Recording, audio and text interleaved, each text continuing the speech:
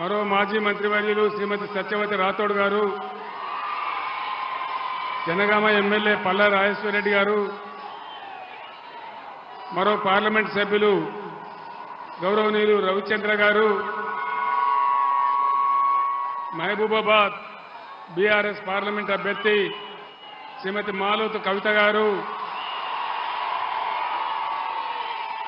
మాజీ శాసనసభ్యులు, స్థానిక సంస్థల ప్రజాప్రతినిధులు, ఇంత ఆవేశపూరితంగా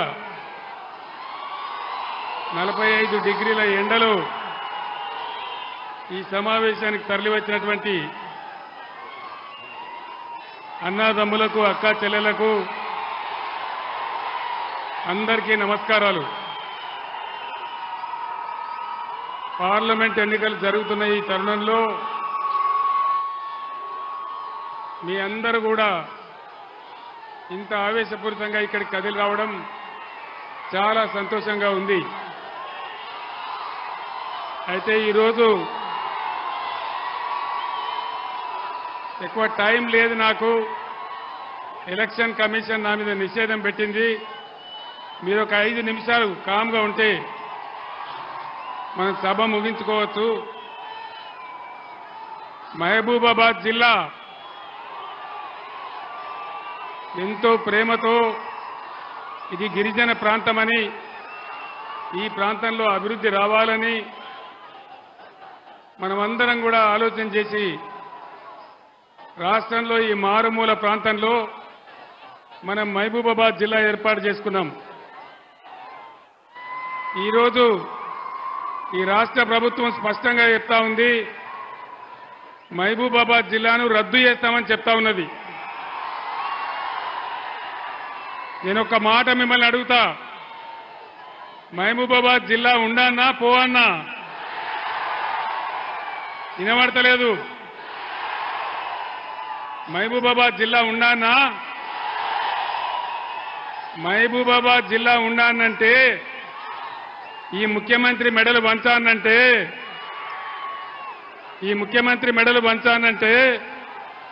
ఇక్కడ మాలోతు కవిత గెలవాలి. మీకు వినబడ్డదా? మీకు వినవల్లే కదా. మహబూబాబాద్ జిల్లా తీసేస్తా అని కాంగ్రెస్ ముఖ్యమంత్రి చెప్తా ఉన్నాడు. మహబూబాబాద్ జిల్లాను మీకు కేసీఆర్ తెచ్చిండు. మరి మహబూబాబాద్ జిల్లా ఉండానా ఊడిపోవన్నా? మహబూబాబాద్ జిల్లా ఉండానంటే ఈ ఎన్నికల్లో కాంగ్రెస్ కు బుద్ధి చెప్పాలి, మాలోతు కవిత గెలవాలి.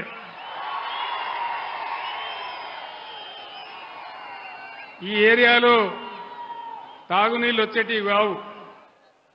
కాంగ్రెస్ 50 ఏళ్ల పాలనలో ఎస్ఆర్ఎస్పీ స్టేజ్ 2 అని చెప్తే ఎన్నడూ కూడా నీళ్లు రాలే. వెన్నవరం కెనాల్ వచ్చే వరకు నీళ్లు రాలే. కాళేశ్వరం కట్టిన తర్వాత నేను చాలా కష్టపడి ఇక్కడ నాయకుల ఆధ్వర్యంలో వెన్నవరం కాలువ తవ్విన తర్వాతనే మనకు నీళ్లు వచ్చినాయి. ఆ విషయం మీకు తెలుసు. మీ అందరు నేను కోరేది ఒకటే, ఈ సంవత్సరం నీళ్లు రాలే. ఏ కారణం చేత రాలే, ఎందువల్ల రాలే, మీరు ఆలోచన చేయాలి. కాంగ్రెస్ అరిచేతిలో వైకుంఠం చూపించి అడ్డగోలు హామీలు ఇచ్చి రాష్ట్ర వ్యాప్తంగా రైతుల ఉసురు పోసుకుంటా ఉన్నది. రైతు బంధు ఇయ్యలే. రైతు బంధు వచ్చిందా? రైతు బంధు వచ్చిందా? రాలేదా?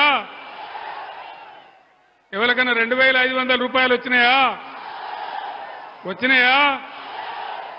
తులం బంగారం వచ్చిందా? ఏది కూడా రాలే. కానీ అనేక హామీలు ఇచ్చినారు.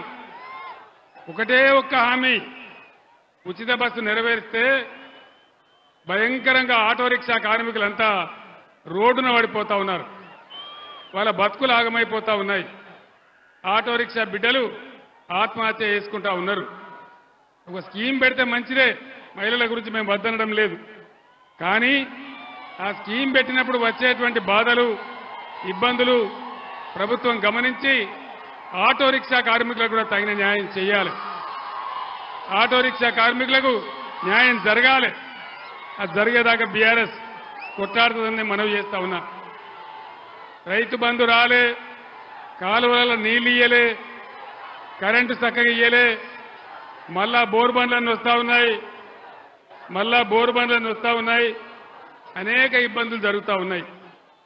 నేను మీ అందరికి ఒకటే మాట మనవి చేస్తా ఉన్నా. ఇవాళ ఎలక్షన్ కమిషన్ ఆఫ్ ఇండియా నా మీద నిషేధం విధించింది. 48 గంటలు కేసీఆర్ ప్రచారం చేయొద్దని, ప్రచారంలో పాల్గొవద్దని నా మీద నిషేధం విధించింది. మీ అందరు నేను ఒకటే కోరుతా ఉన్నా, ఒకటే మాట మనవి చేస్తా ఉన్నా. ఇదే రేవంత్ రెడ్డి నీ పేగులు మెడలేసుకుంటా, నీ గుడ్లు వీకుతా అని నా మీద అడ్డగోలు మాటలు మాట్లాడితే, ఇదే election commission of India Revanth Reddy మీద నిషేధం పెట్టలేదు, కానీ నా మీద పెట్టింది. నేను ఒక్కటే మాట చెప్తా ఉన్నా, లక్షలాదిగా ఉన్నటువంటి టీఆర్ఎస్ కార్యకర్తలు వారందరికీ కూడా నేను పిలిపిస్తా ఉన్నా. 48 గంటలు నా ప్రచారాన్ని నిషేధిస్తే మా అన్నదమ్ములు, మా టీఆర్ఎస్ బిడ్డలందరూ కూడా దాదాపు 96 గంటలు అవిశ్రాంతంగా పనిచేస్తారని మనవి చేస్తా ఉన్నా. ఇవాళ ఈ కాంగ్రెస్ దుష్ట పరిపాలనకు అనేక మంది రైతులు ఆత్మహత్యలు చేసుకున్నారు. ఇవాళనే ఒక రైతు కరీంనగర్ జిల్లా చొప్పదండి నియోజకవర్గంలో వడ్లు కొనకపోతే, ఆయన 15 రోజులైతే వడ్లు తెచ్చి వడ్లు కొనకపోతే తట్టుకోలేక ఆ వడ్లను ఆరబెడుతూ అక్కడనే కుప్పగూలి చచ్చిపోయినాడు. ఆయన గుండె ఆగిపోయి చచ్చిపోయినాడు. మీ అందరినీ కూడా నేను కోరేది ఒకటే, ఈరోజు కాంగ్రెస్ అరచేతుల వైకుంఠం చూపించి 6 గ్యారంటీల పేరిట తెలంగాణ 50 మంది ప్రజలను దగా చేసి మోసం చేసింది. మళ్ళీ ఈ ఎన్నికల్లో వాళ్ళే గనక గెలిస్తే ఇంకా అమలు చేయకుండా ఏం కాదు, వాగ్దానాలు లేవు, ఏవి లేవని అన్ని కింద బండబెడతారు. కాబట్టి దయచేసి నేను మీతో కోరేది, ఈ ఎన్నికల్లో మీరు కాంగ్రెస్ పార్టీకి బుద్ధి చెప్పాలి, మీ తరఫున ఉన్నటువంటి బీఆర్ఎస్ని గెలిపించాలని కోరుతా ఉన్నా. నరేంద్ర మోడీ, భారతీయ జనతా పార్టీ ఏదైనా ఒక పని జరిగిందా ఈ దేశంలో? 15 లక్షల రూపాయలు వచ్చినాయా ఎవరికన్నా? మోడీ 15 లక్షలు ఇస్తానడు, వచ్చినాయా? మరి ఏమొచ్చినట్టు మోడీ కాలంలో? బేటీ పడావో, బేటీ బచావో, అమృత్ కాల్, మనుకాల్, మశానం కాల్ అన్ని నినాదాలే తప్ప ఏ ఒక్క కూడా పని జరగలే. అందుకే నేను మిమ్మల్ని కోరుతా ఉన్నా, ఇవాళ నరేంద్ర మోడీ మన గోదావరి నదిని ఎత్తుకొని పోతా అంటా ఉన్నాడు. ముఖ్యమంత్రి ఏమో నోరు ముడేసుకొని కూర్చున్నాడు. ఇదివరకే కృష్ణా నదిని కేఆర్ఎంబీకి అప్పచెప్పినారు. అదేవిధంగా ఇవాళ అన్ని కూడా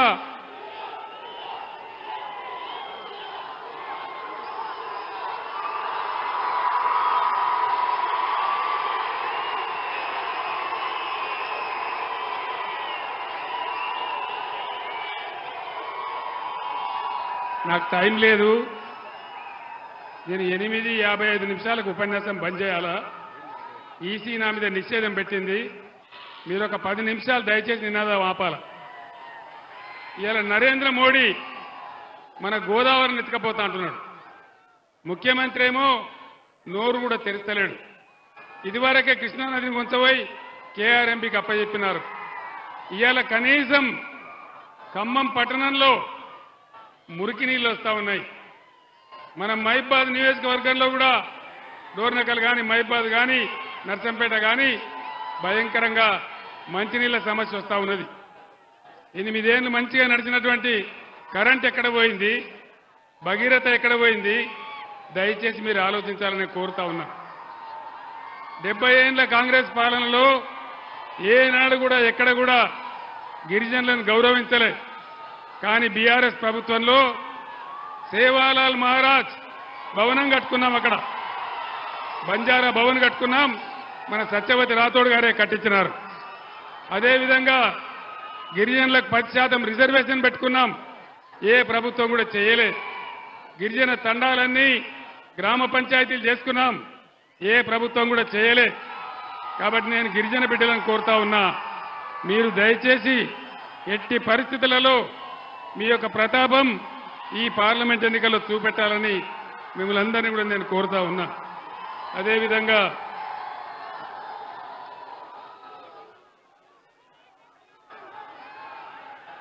రైతులకు కేసీఆర్ 10,000 ఇస్తుండు, మేము 15,000 ఇస్తామని చెప్పినారు.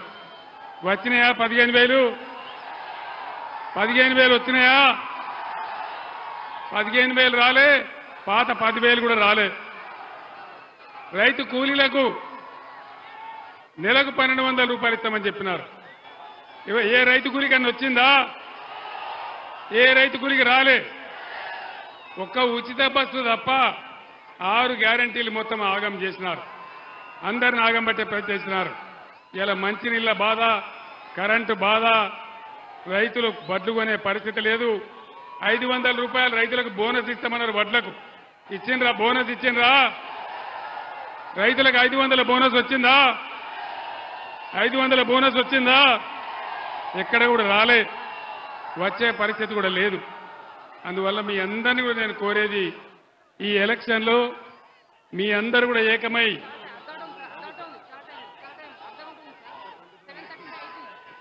మీ అందరినీ కూడా నేను కోరేది, యువకులు, లంబాడా యువకులు, మేధావులు, గిరిజనులు అందరూ కూడా మీరు ఆలోచనతో పనిచేయాలి.